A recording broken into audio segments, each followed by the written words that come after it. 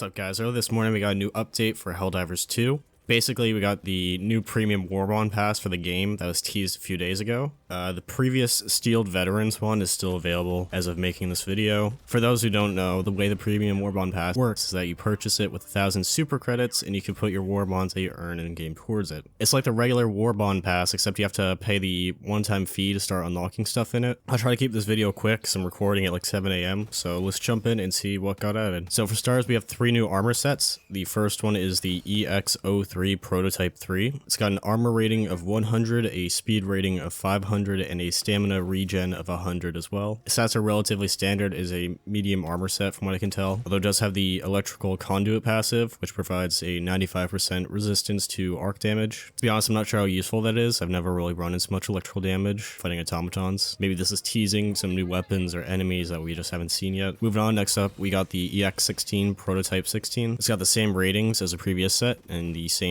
electrical conduit perk as well. So we're just going to move on to the next set, the EX00 Prototype X. That's the last set in the Warbond Pass, Premium Warbond Pass that just came out. It's got an armor rating of 50, a speed rating of 550, a stamina rating of 125. Definitely a lighter set of armor compared to the others, but the added speed and stamina regen should make up for that a little bit. It's also got the electrical conduit perk, so that definitely gives me the impression that we're going to be seeing more electrical type attacks from enemies in the future, perhaps. Of course, all these sets have their corresponding cape, player card, helmet, whatever. Now for the weapons, we have 3 that were added in this pass. First up is the Last 16 Sickle. It is of course an automatic energy weapon with light armor penetration. For the stats, it does 55 damage, has an ammo capacity of 9, a recoil of 2, and a rate of fire of 750. It seems fairly decent from what I've seen. People were a bit excited about this weapon because it's in the previous game. It's only just come out, so we'll have to see if it gets any play from the community. Next up, we have the SG-8P Punisher Plasma Gun. It is a plasma weapon with explosive damage.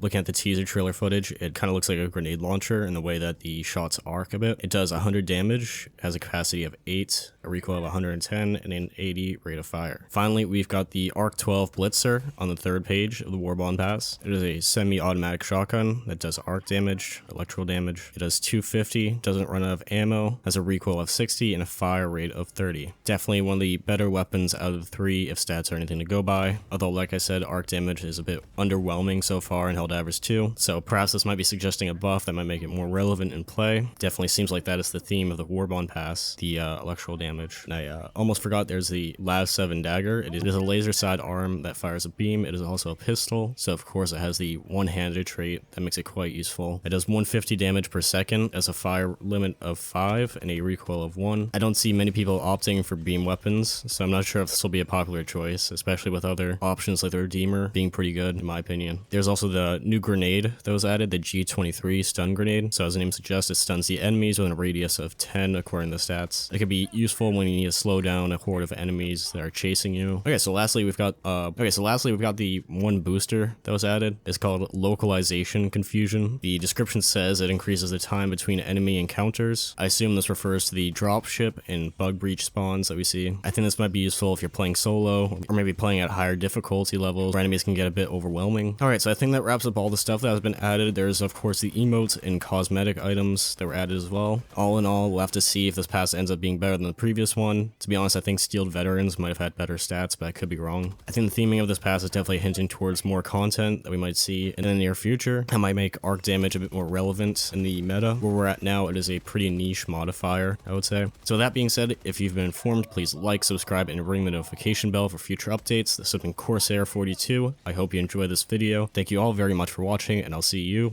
next time.